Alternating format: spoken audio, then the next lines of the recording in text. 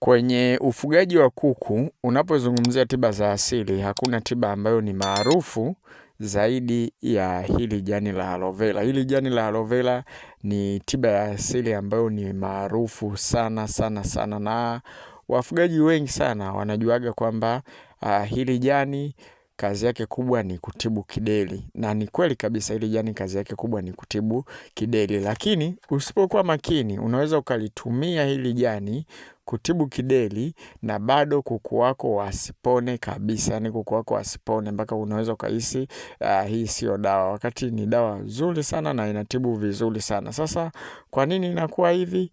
Kuna namna ya kulitumia hili jani pale ambapo unakuwa unatibu kuku wako kideri. Leo kwenye hii video ninataka nikuonyeshe au nikuelekeze namna sahihi ya kutumia hili jani unapokuwa unawatibia kuku wako na kideri. Lakini mwanzo kabisa nitakuelekeza faida nyingi ambazo zinapatikana kwenye hili jani la aloe vera. Maanake hili jani pia lina faida kubwa kubwa sana sana kwa kuku, kwa sababu lina mambo mengi sana ambayo linatibu kwa kuku. Bila kupoteza muda, kwanza kabisa haya majani ya aloe vera haya hapa, kwa mfano sisi hapa waga tunatumiaga kwa ajili ya kutibia vidonda.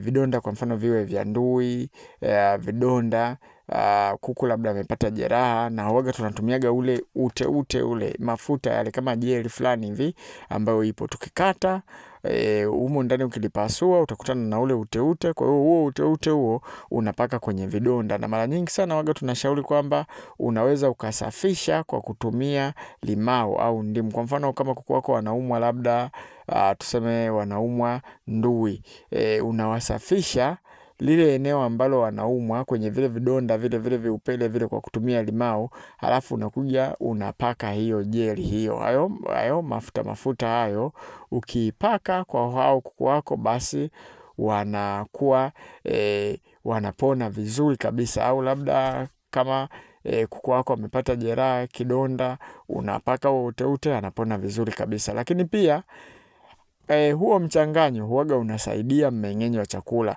Kama kuku wako wamekula chakula, let's say umewatengenezea chakula kama hivi, lakini unataka hichi chakula kiwe kina ufanisi mkubwa, ukiwaandalia mchanganyo wa majani ya aloe vera ukawawekea kwenye maji, basi unakuwa umewarahisishia mmeng'enyo wake wa chakula. Na hii aloe vera huwaga tunaitumia kwenye dawa nyingine. Sasa hapa nataka nikuelekeze tunaitumiaje kwenye dawa nyingine. Kwa mfano kuku wako labda wanaumwa mafua, unawapa dawa lakini wanakuwa hawaponi. Unajua kwa nini kuku muda mwingine unaweza ukawa unawapa dawa, unawachanganyia mchanganyo vizuri kabisa, ukiwapa hawaponi? Muda mwingine ni kwamba matumizi makubwa ya dawa, mfano labda unawapaga kinga, booster za asili, yani unawapa tiba zile, baadaye hata wakipata ugonjwa unakuta kabisa hawaponi. Kwa hiyo sasa ukikutwa katika hiyo hali, mfano labda mafua, kuku wako umewapa tiba ya mafua unakuta hawaponi, labda umewapa kitunguu saumu, tangawizi pamoja na pilipili, hiyo ni tiba ya mafua, labda umewaongezea hata majani ya mbaazi, lakini unakuta bado kuku wale ile dawa kama vile haifanyi kazi. Kikubwa utakachokifanya hapo, ongeza jani la aloe vera. Ukiongeza jani la aloe vera humo, inaenda kusafisha ule mfumo wa kutibia hayo magonjwa, na kufanya ile dawa, kuipa nguvu ile dawa iweze kutibu kwa haraka sana hayo magonjwa, au kwa ufanisi zaidi hayo magonjwa. Kwa hata kama kuku wako walikuwa waponi, kitendo cha wewe kwenye ile dawa kuongeza hili jani la aloe vera linaenda kuifanya ile dawa iweze kufanya kazi vizuri kwa ajili ya kuwatibia kuku. Na matumizi mengine, haya majani ya aloe vera utatumia pale endapo umewaoverdose kuku wako, yani umewazidishia kipimo cha dawa. Kwa mfano labda ulikuwa unawapa chanjo ya Newcastle, dawa iliandikwa, tunajua kabisa ikiandikwa labda kuku 1000 lazima uchanganye kwenye maji lita 20. Wewe bahati mbaya ukachanganya ukaweka kwenye maji lita 8, ukaanza kuziona dalili kama vile wanaishiwa nguvu kwenye miguu, wanahara maji, yani wameishiwa nguvu, wengine wanakufa.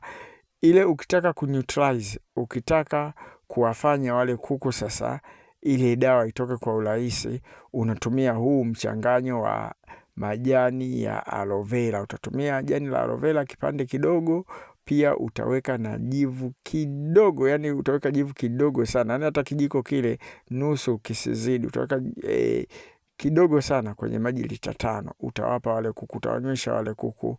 Ukiwanywesha basi wanakuja wanakaa sawa kabisa, yani wataanza kupata nguvu, kupata afya. Na ukishafanya hivyo, baadaye unaanza unawapa maji yenye glucose, kwa hiyo watapata nguvu, baadaye watakuja watakaa sawa. Utapunguza idadi ya vifo vinavyotokana na ile dawa ile sumu ambayo umewa overdose hao kuku.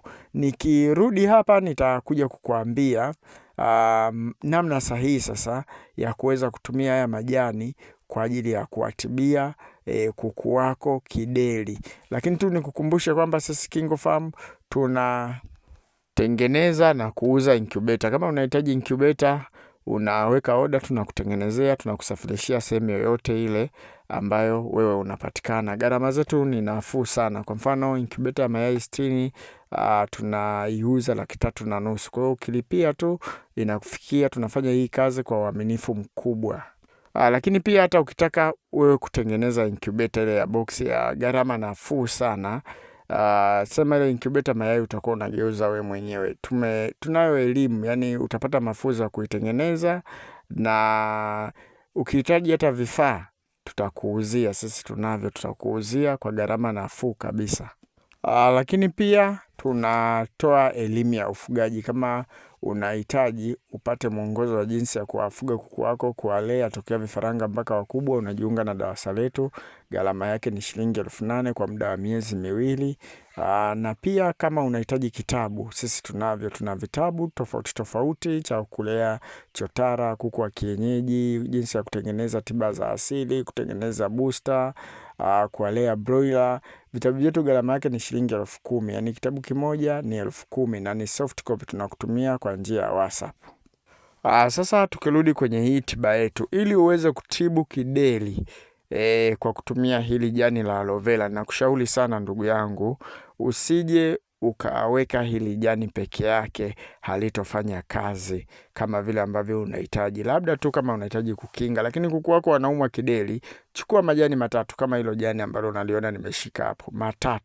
Ukichukua majani 3, chukua kitunguu saumu kimoja kizima, chukua tangawizi moja mzima, na kitu cha muhimu, chukua jivu kijiko kimoja. Jivu kijiko kimoja, kile kijiko cha chakula.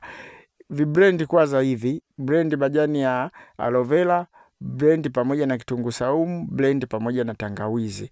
Ukikwisha kublendi, kwenye ile blender, chukua kile kijiko kimoja cha majivu, weka mle, uje tena blend ili viweze kuchanganyikana vizuri kabisa. Vikikwisha kuchanganyikana vizuri, ule mchanganyo wako uchukue uweke kwenye maji kati ya lita 8 mpaka lita 10. Siku 3 mpaka siku 5, kuku wako watakuwa wamepona vizuri kabisa kideri. Na usiwape asubuhi tu, kila maji unayowapa wawekee huo mchanganyo. Kila maji unayowapa wawekee huo mchanganyo. Hivi ndivyo ambavyo tunatibu kideri. Lazima uweke na jivu, lazima uweke na kitunguu saumu, lazima uweke na tangawizi.